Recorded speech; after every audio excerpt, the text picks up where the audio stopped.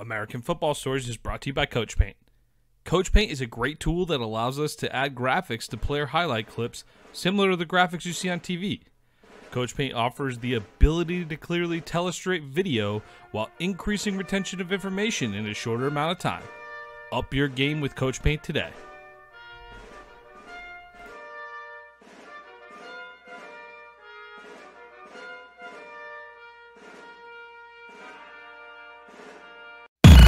What time is it? It's gonna be special. They gonna talk about this forever. Welcome to American Football Stories. Puts his head down, crashes and spins, and dives. Touchdown! Bringing together the many perspectives that make up college football in the NFL. Football is one of the greatest sports ever invented. From players and coaches. Believe, baby, believe, baby. Hey, we playing to win right here, fellas. To the front office and scouts. The public is finally beginning to catch up, but they don't even know half the truth. Let's get the world. Let's get it. Your hosts, Robert Parker and Nick Knudsen, bring you American Football Stories.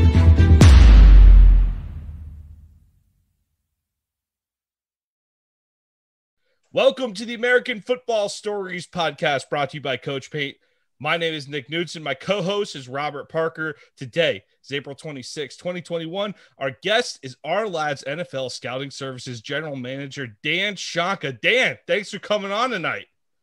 Finally connected, guys. I tell you what, I wanted to get together with you for a long time, and I'm glad you guys are patient. We worked it out. Hey, love it. Appreciate it. Know you're a busy guy at this time of year, especially. But hey, before we dive into the draft talk and the meat of what we want to talk about, just a quick moment. Want to give a shout out to our sponsor, Coach Paint. American Football Stories had the privilege of partnering with Ourlads over the last fall, and really a lot in January with the East West Shrine Bowl to do some clips and everything. And Dan, I just wanted to ask you, put out something there for our sponsor, Coach Paint. Really, could you let the audience know how it helped the clips we were putting out and the highlights we were doing for you guys? Oh, I tell you what, it was absolutely beautiful. You guys did a tremendous job. In fact, I remember the first few that were rolling out were getting 15,000, 16,000 views and things like that. So you guys were doing a magnificent job of those clips. It was, in fact, had a lot of people call and say, hey, Coach Paint is outstanding. And they always like to see the technology at Coach Paint. So, yeah, I'll tell you, I can't say enough good things. Beautiful clips you guys did. In fact, on our website, Ourlads.com, you can go there and still see the clips in between some advertising that is on there too. So, I mean, and then on several pages, there's some really nice clips of Najee Harris and of Trevor Lawrence and everything. So, no, you guys did a beautiful job, and my hat's off to Coach Paint. Yeah, it's great product. And if anyone's got any question on that, you can reach out to us. We'll get you in contact with our guy, Greg Law at Coach Paint. But Dan, thanks a lot for the time on that. All right, let's jump in to the draft. Dan, obviously, one of the weirdest years in our living memory this past year. Scouting is a lot of putting your hands and eyes, just getting on the field, seeing these guys and everything. I know film's great and it's really evolved. And honestly, with as digital as everything is, probably a lot better now than if it would have happened about 20 years ago, even. Probably a lot better year to have this type of year this year than a while back. But are you fielding more calls than usual from NFL organizations prior to this year's draft? With your scouting knowledge?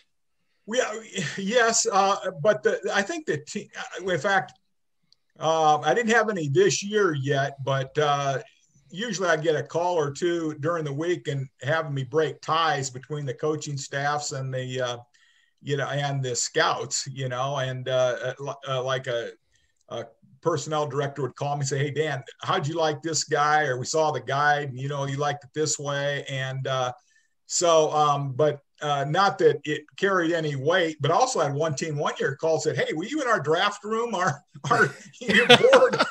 your board is like our board, and one year we were particularly proud that we had the tackles exactly the way they came off the board. I mean, boom, wow. Boom, boom. And then we came to Carpenter from Alabama, who we had projected as a guard. but Seattle took him as a tackle, and that was the only one that was out of order of all our guys that, that we had pegged. So real happy about that. But anyway, have had calls from a variety of coaches and or ball clubs just asking about, hey, did you get this on this guy, or did you see this guy, and what'd you think, and this and that. But I mean, if you got a veteran coaching staff, a scouting staff, you got to be feeling pretty good about this.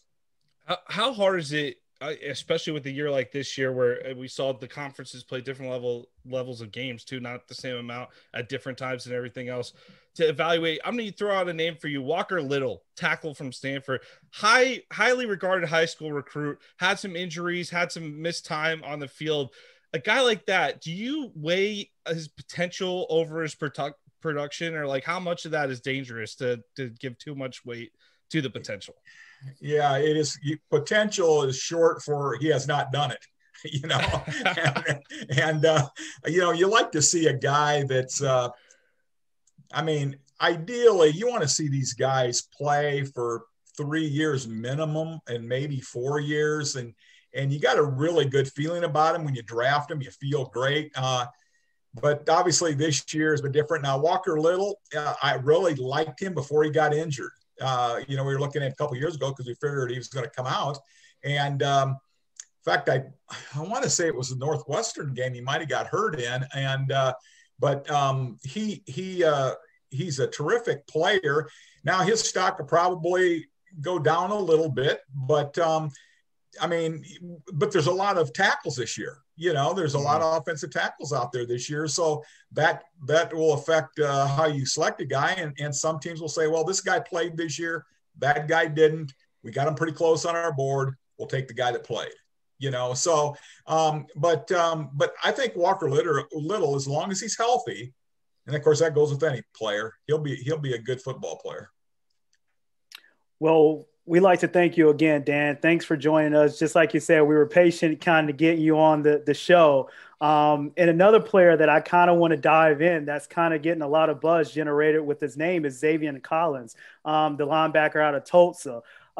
With a player like that, you look at his talent and you just kind of want to wonder, how can a guy that talented end up at a school like Tulsa and not, a 5-star type kid that's going to a big upper echelon program.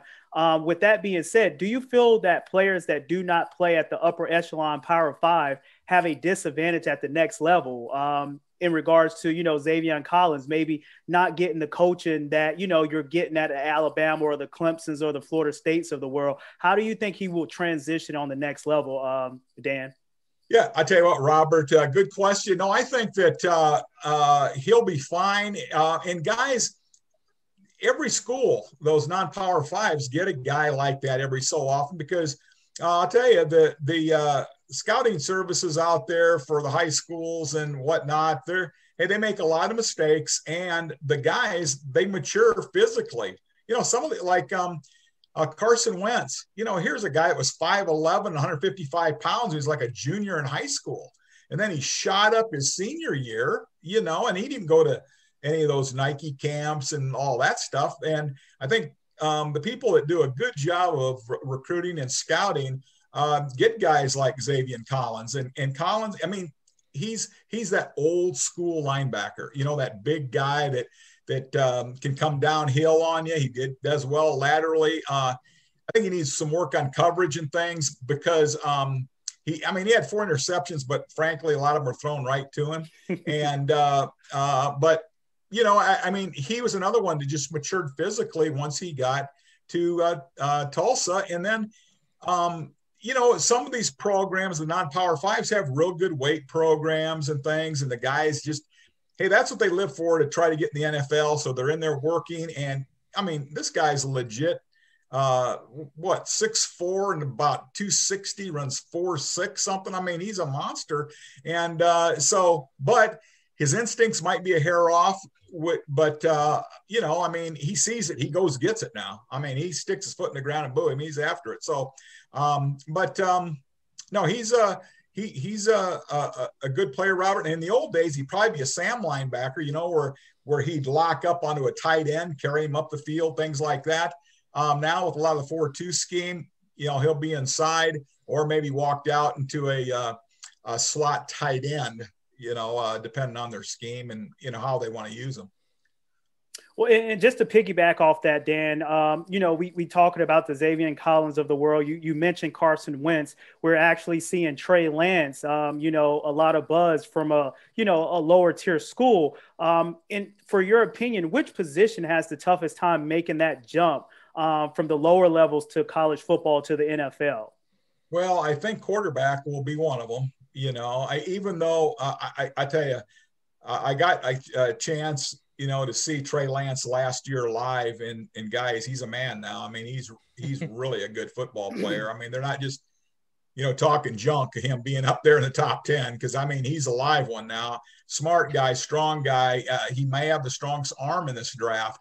He just lacked playing time, and when I heard the buzz about him coming out, I was shocked, to be honest with you, because I wanted to see him play another year before and he made a move, but he did have an outstanding year, and he's going to take a little while to knock that, that rust off, and then, get in the NFL and hopefully go to a team that has a quarterback ahead of him. And, but he was recruited by a lot of Division or Power 5 teams, but as a defensive back, they wanted him as a safety, or I think his father was a safety up in Canada and different places. So, but really a good football player. And I think that, but quarterback, it's going to take a little longer, because you just got to get used to the speed of those defensive backs. And that's what bothers me a little bit about Zach Wilson. I mean, he probably never saw an NFL defensive back this year, and or linebacker maybe. And those linebackers are your enemy as a quarterback, and you got to be able to throw through those seams, throw over the top. And when you're in the SEC, I mean, those guys, they're going to be playing against you on Sunday, So I think that, Mac Jones, he'll throw it. I mean, he's another one that matured a little bit physically and things when he got to Alabama. He salted away behind Tua and, and this and that. So, but anyway, I think that Trey Lance is going to be a really good football player. It's just a matter of, when somebody wants to pull the trigger on him. And if I always say this, that, put him on the bench to develop him, but I'll tell you about midseason, the fans your starting quarterback is already bad, and you want that guy in there, and he may not be ready, but that's the best way you play, or that's the way you learn too. Well, that's a great segue into our next question, Dan. You talked about Zach Wilson not, necessarily playing against that elite level competition from the linebacker defensive back spot. Lately we're seeing, Mac Jones mentioned with the San Francisco 49ers, pretty much Zach Wilson a shoe-in from the Jets at the number 2 spot. And everyone's saying that it's the best scheme fit. So could you talk about the best player available versus scheme fit debate around draft time? Normally, a couple years ago, you would see teams saying, hey, this is the best player in the draft. He's still there. He's on my board. I'm going to snatch him up. But now it seems like more teams are leaning towards those players that's going to, fit their system a little bit more. So do you see a transition from that, or is that just the narrative surrounding, just draft talk around this time, Dan? Yeah, I think that's a lot of draft buzz, but really, it's the best of all worlds if you get that fit in the player, and I think that that's what Mac Jones is.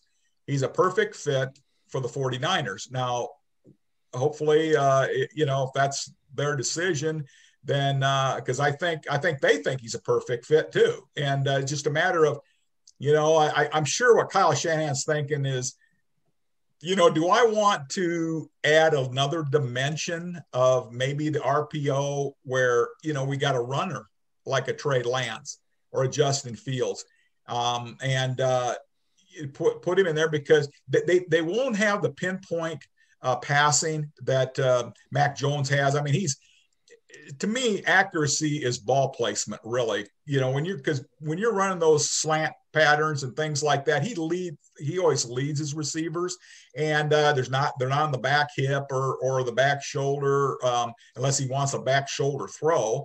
But he just got tremendous accuracy, and And coaches, I've been in coaching meetings and things before where, you get a quarterback in, say, take him in the 4th or 5th round, and they go, well, that guy can't do that. We said, hey, coach, we told you he can't do that. And that's why, we didn't have him higher on the board. He's got to be coached. And Ray Rhodes, who I love Ray, he was one of the great defensive coordinators in the Super Bowls with San Francisco back in with Bill Walsh and that. Uh-huh. And Ray said, hey, Dan, it's a lot easier to find a coach than it is a good player. So, so you want, ideally, you'd love to have that scheme fit for your, and certainly you take the best player for your scheme fit. If it's like, say, a linebacker or, offensive tackle, if he's used to playing in a zone scheme, or can he play in both a gap scheme and a zone scheme? Most of those transitions, they're kind of seamless. But you'd like the best of all worlds, but you get the player that the best player, and the smart players, well, hey, they can adapt too. Hey, Dan, my Jacksonville Jaguars, they hired Urban Meyer to be the new head coach down there in Duval this year. He was talking about his trip to Clemson to see Trevor Lawrence up close, and he had an interesting exchange with Peter King. He said, I was as close as I could be. I'm that way at practice, though. I like to be near a quarterback. I like to hear him talk. I like to hear the ball come out of his hands. I like to hear King cut him off. He said, do you really hear a difference with the ball coming out of his hand? Like, can you really tell something by hearing the ball come out of a quarterback's hand? Meyer said, oh, absolutely. Absolutely. The violence, the snap of the ball, the snap the ball comes out with, the effort that the guys throw with, is it effortless for the guys? Is it not? So basically what I wanted to know from you as a seasoned pro on the scouting level here is Meyer talking that up a little bit, or is that an actual thing? Like, you could really hear a difference between those top level guys and say, like, I don't know, like Trevor Lawrence and Mac Jones, for example, you think you could hear a difference in their ball? Yeah, you can hear that snap. And in fact, when I first actually noticed it, I was coaching in college, and I visited the Denver Broncos when John Elway was there. Uh-huh. And John, he snapped it. I thought it was like a 747 engine, when he threw the ball. The rotation and everything was, I'm serious. I thought it was just like Deion Sanders. When I saw Deion was in my group at the Combine, and I was sitting there at the start, and Deion took off. He looked like a jet plane coming out his start, his feet and everything. He was like on air. And so those big time guys, you notice those things. And the quarterback, like I saw Josh Allen at Iowa 2 years ago, down here. I wanted to go see him because a lot of times quarterbacks, you like to see them throw in person, to see the spin on the ball, the rotation, and the snap in their wrist and everything. And, do they throw it with their body? You can see that on film most of the time. But, you like to see quarterbacks maybe above any position in person, just to see that snap and that coming out of their hand to snap, and how they grip the ball. You just kind of like to see. Now, a lot of times on the quick routes now, hey, you take that quick snap and boom, they don't put hands on threads or anything, man, they're gone, So, but yeah, I think there is definitely something to it. I don't know if, how you want to slice it, how thin you want to slice it, but it's there. Well, I know Meyer's a good promoter, so I just had to check if that was more than promoting. But hey, so college coaches jump in the NFL. We've seen, I'd say more often than not, it doesn't work out on the jump straight from the college level to the NFL. But there's definitely plenty of cases of where it has worked out. How do you think Meyer's going to do at Jacksonville? I know this isn't really up your alley to a T on that. We talk about players more often, but how do you think Meyer's going to do with the jump from college to the NFL? Well, he's had success everywhere. In fact, I first met Urban when actually he was a GA at Notre Dame, and then and I think he might have been a GA. I think he was a GA at Ohio State when I met him. Under Earl Bruce, yeah, at first, up there, and then went to Notre Dame and what have. But he's been successful. He's got a formula that's been successful, and actually, the NFL's kind of coming to him instead of him going to the NFL because, of his system on offense. Everybody was copying what he was doing and the spread. And, Bill Belichick had called him for some tips on things. And anybody that's putting in that Andy Reid, putting in that type of system within their offensive scheme, they talked to Urban about it, inside dive and inside zones, handoffs and things like that. So I think that he's going to make a seamless jump, but I know speed is always a big thing to him, but sometimes you can't ever forget about really good football players either. And worry a little bit about James Robinson because James isn't a burner at running back, but man, is he a hammer, and he can get those tough 2 and 3 yard runs. But Urban, I think is smart enough to rotate. Maybe if you want to squirt a guy through there, that's a burner and maybe a little bit smaller than James, then that'd be there. But, he's really big in speed. I mean, you gotta, and he's not the only one. All coaches want it, but there's only so many really fast guys. Right.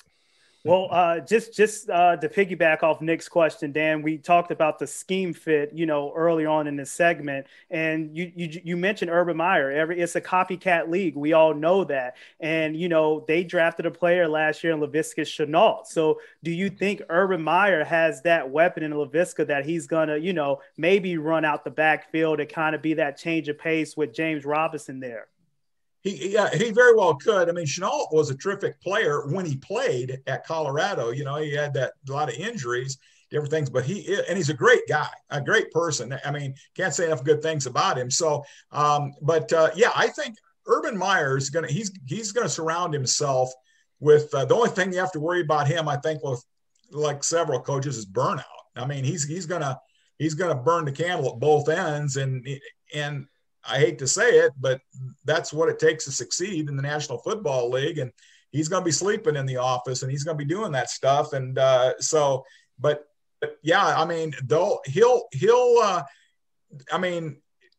football is football. Okay. And your matchups, that's how you win game. He knew it. Ohio State, he outmatched Derek with Florida. He outmatched people with speed and size and all that. And same thing you're shooting for in the NFL. Yeah. So, within the last month around the NFL draft, we know it's smoke and mirrors season, Dan. But Peter King recently reported that he expects Kyle Trask to end up as a first-round draft pick. Do you see that? And why does there seem to be such a disparity in how scouts view Kyle Trask? You talk about the upper echelon quarterbacks, to Justin Fields, to Trevor Lawrence, to Zach Wilson, to Trey Lance. It just seems like Kyle Trask, to some, is in that category, and to some, he's very far removed. So what do you think about Kyle Trask, Dan? Yeah, I tell you what, Robert, I see him more as that third round guy, to be honest, late second. He's not real mobile, but he'll stand in there. He could take a hit. He's a strong guy. Somebody that's strictly in the drop back. I mean, he can scramble okay. He can get positive yards to scramble and things. I think that he's one of those kind of guys, I think, that he goes to a team that's got a veteran quarterback and is a backup and learns. I think that, he had a rough go in the SEC championship game and things, and unfortunately it might have been his worst game of the year. And, but it was against a great team too. So, but I think that, and you know what, he's one of those kind of guys that, and I've never met Kyle, but his demeanor, he's got everything I hear. He's got great work ethic, and I think he'll just work to get better because, he's never been the guy until, the last couple of years there at Florida when Filippi's, Franks got injured, and then he got his chance and he liked that taste. But maybe he'll only be a backup, but that you can make a pretty good career being a good backup when your starter goes down. You're right about that. You're right about that, Dan. And just talking about one of those veteran quarterbacks whose time might be coming to an end is Big Ben. He's back in Pittsburgh for another season. The Steelers signed Dwayne Haskins, but do you see the Steelers drafting a quarterback as an heir apparent to Big Ben moving forward in this year's draft, or maybe next year's draft? Yeah, I do. This year. I don't see them taking a quarterback early. Certainly, they'd have to trade up, which they need to get.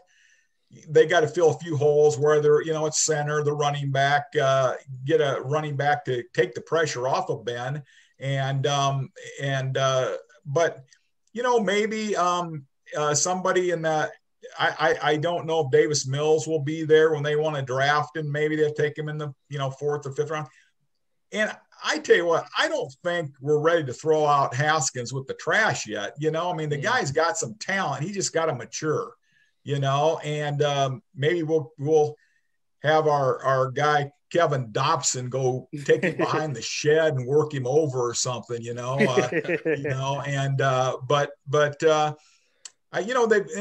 signed Dobbs back from, they had back on there from Tennessee, real smart guy and everything. And so I don't know if they'll even take one in this draft unless somebody fell in their lap that they have, and the board kind of jumps out and say, hey, we got to take this guy in the 5th round or what have you. Maybe they'll do it that way. But if not, I think that they'll ride with what they got.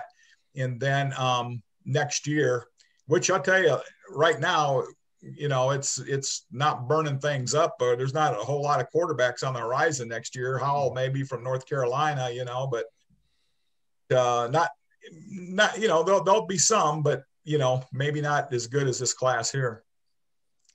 Yeah, definitely no Trevor Lawrence or Justin Fields in that next class, I don't think, or none of the top echelon for sure. But, hey, Dan, one of the teams we're used to seeing play deep into the season every year, the New England Patriots.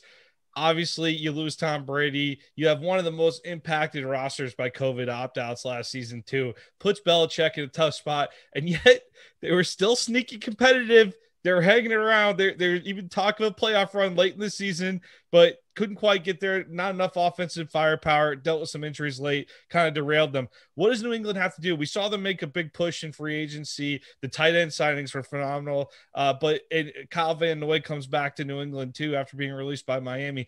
But what do we need to see in the draft to see them get back in the mix at the top of the AFC this year?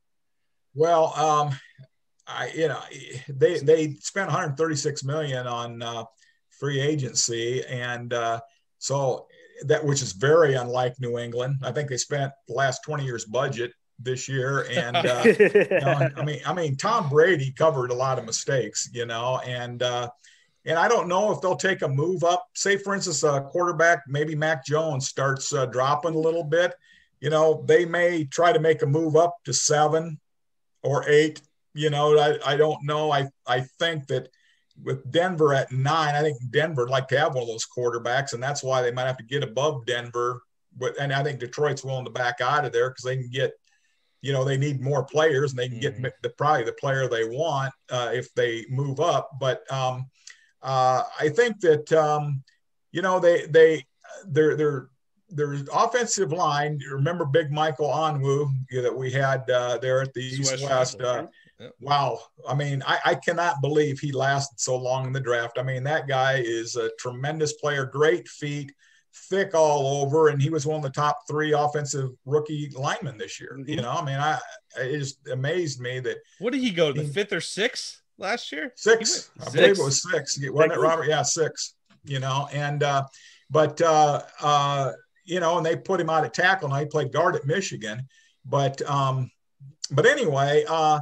I think that they could use another corner because Gilmore's contract is up, and in the year it'd be up. But they have to get another corner in there, and it certainly wouldn't hurt to. I mean, if they can get a quarterback in there, it would behoove them. But you have to remember I think they got back about 7 or 8 guys that last year opted out. Yeah. So a lot of those guys are redshirted, so they're going to have a load of players. It's just, they get down there 53, and but I don't think they're as far away as people think. So if they could grab a quarterback to develop, maybe and whether maybe it's a Trey Lance, Cam Newton can give him all the secrets or something, because Cam's a great athlete himself and all that, but he's Agent time has taken a beating on him a little bit, so, but, so I think, if they can, get another swing offensive lineman in there, and really they got to have another big time running or wide receiver too. I mean, somebody that's electric that can take it. Somebody take Edelman's place, maybe Elijah Moore, but there's a lot of those kind of guys this year. Eskridge from Western Michigan, Rondale Moore from Purdue. There's kind of a lot of those type of players. And so if they want to go that direction, but they need to get a little bit more electricity there too. So they bring in one of those guys. Well, you dropped his name earlier, Dan. I have my East-West Shrine gear on. Unfortunately, we couldn't be there with you this year. Hopefully we can make it out there, next year. But last year we saw James Robinson, one of your picks for the East-West Shrine Bowl, tear it up in Jacksonville. In your personal opinion, who is a late round or undrafted player that has potential to have a similar impact in this year's draft, Dan?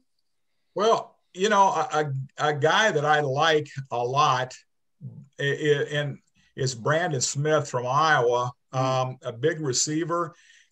He's originally from Mississippi. I can't remember the town, but at Iowa they don't throw the ball a lot. Okay, and then when they did, they threw it to Smith Marset.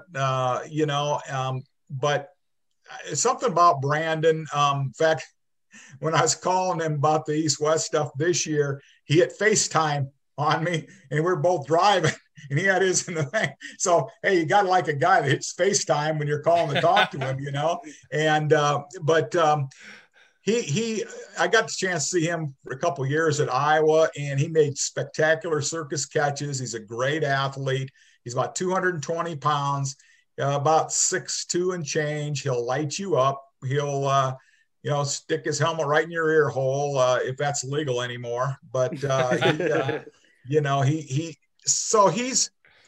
a guy that I really like, and obviously, I like the Northern Iowa guys, Ellerson, the pass rusher up there. I like Spencer Brown, the big UAB tackle. Yep. And I like Tommy Doyle, a tackle from Miami of Ohio. Big. I mean, they're and a very good athlete, and like those guys, and there's I like a guy that nobody's even heard of by the name of Nick Neiman. He's also from Iowa. His brother plays for the Kansas City Chiefs, but Nick is a super smart guy. He ran in the 4.5s in his workout day. His dad's a longtime coach. His brother plays, like I said, for the Kansas City Chiefs, and he's another one that I really like. But I get really excited about those middle to late round guys, as you guys know. And I still can't believe James Robinson didn't get drafted, he ran 4.69 or whatever it was, but he's an NFL back.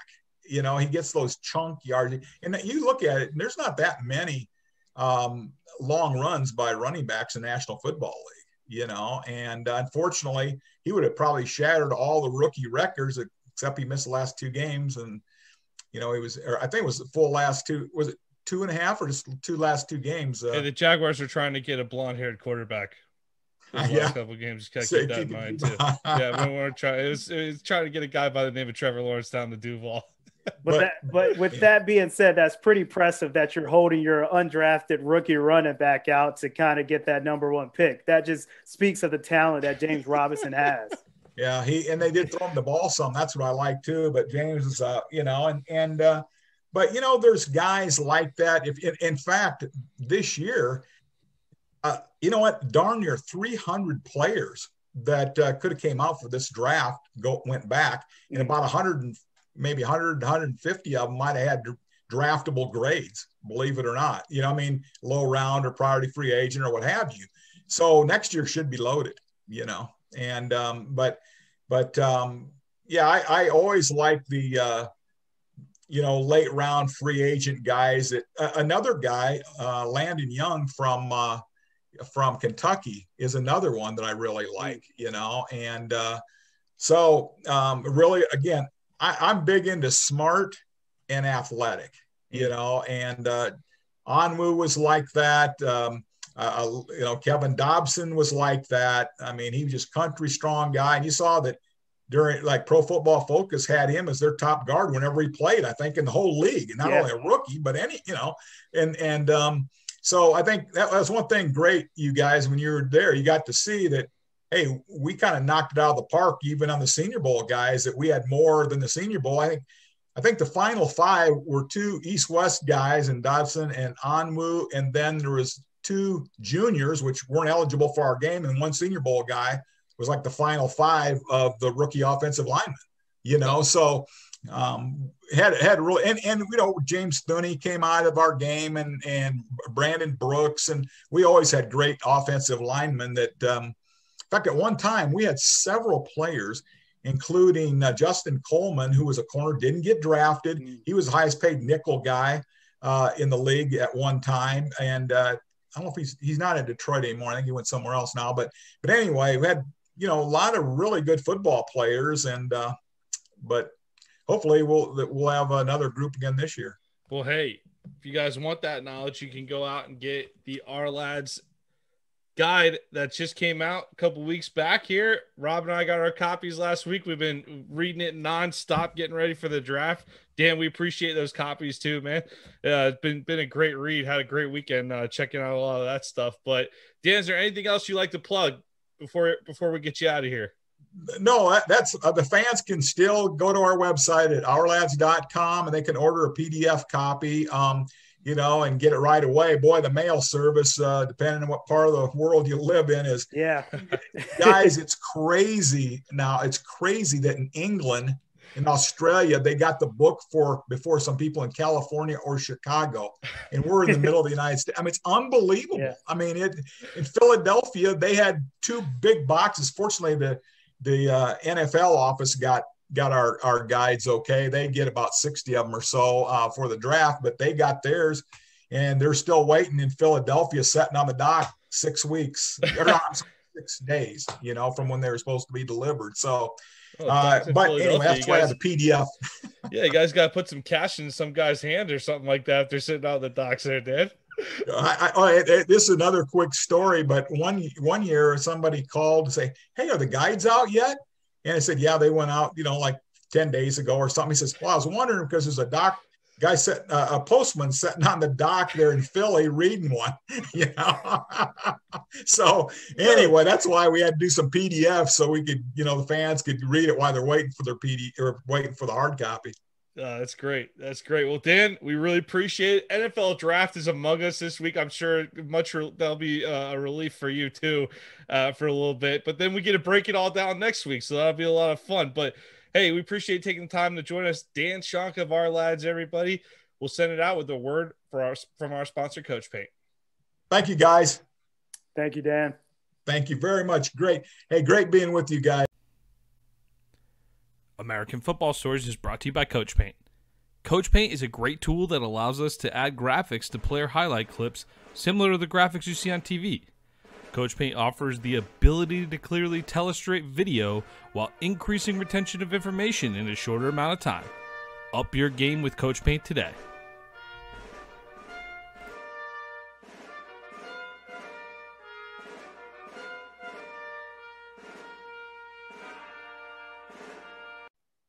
Thank you for listening to American Football Stories podcast.